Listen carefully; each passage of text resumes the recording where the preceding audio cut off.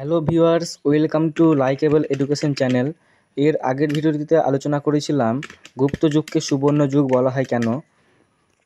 সেই ভিডিওটি না দেখে থাকলে অতি অবশ্যই ডেসক্রিপশনে দেওয়া লিঙ্ক থেকে ভিডিওটিকে দেখে নেবে। আজকে আমাদের আলোচ্য বিষয় হলো মহাপদ্ম নন্দ সম্পর্কে।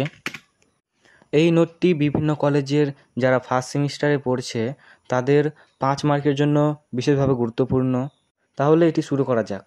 নন্দ বংশের প্রতিষ্ঠাতা হলেন মহাপদ্ম নন্দ। পুরাণে উগ্রসেন মহাপদ্ম নন্দকে শূদ্র বংশজাত এবং শিশুনাগ বংশের শেষ রাজা মহানন্দিন এর পুত্র বলা হয়েছে। জৈন গ্রন্থ অনুযায়ী তার মাতা ছিলেন একজন গণিকা ও পিতা ছিলেন চর্মকার। গৃহলেখকের মতে তিনি নিজ বংশজাত ছিলেন। পুরাণের মহাপদ্ম নন্দকে সর্বাক্ষত্রান্তক, এটা মনে রাখবে, সর্বাক্ষত্রান্তক এবং একরাট রূপে বর্ণনা করা হয়েছে।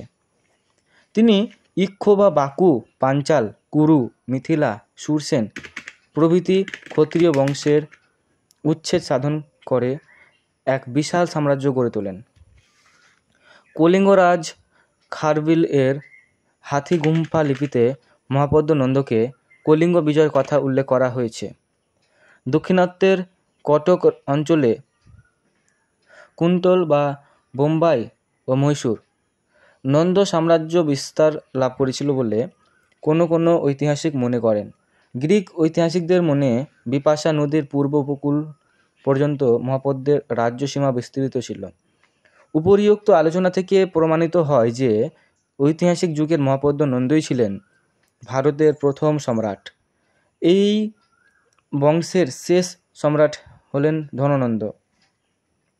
তার অদত্ত এবং স্বৈরাচারী শাসনে অদৃষ্ট হয়ে কৌটিল্য বা চাণক্যের সহযোগিতায় প্রথম চন্দ্রগুপ্ত মৌর্য ধননন্দকে পরাজিত করেন এবং একটি নতুন রাজবংশের উত্থান ঘটে, যার নাম হলো মৌর্য বংশ। আমরা পরবর্তী ভিডিওতে মৌর্য বংশ সম্বন্ধে আলোচনা করব। তার আগে বলে রাখি, এই ভিডিওটি যদি ভালো লাগে তাহলে অতি অবশ্যই চ্যানেলটিকে সাবস্ক্রাইব এবং ভিডিওটিকে লাইক করবেন। আরও বলে রাখি, এই নোটটি যেহেতু 5 মার্কের ছিল সেই জন্য একটু শর্ট। তোমরা এই নোটটিকে শুনে খাতায় লিখে নিতে পারেন। তাহলে ধন্যবাদ।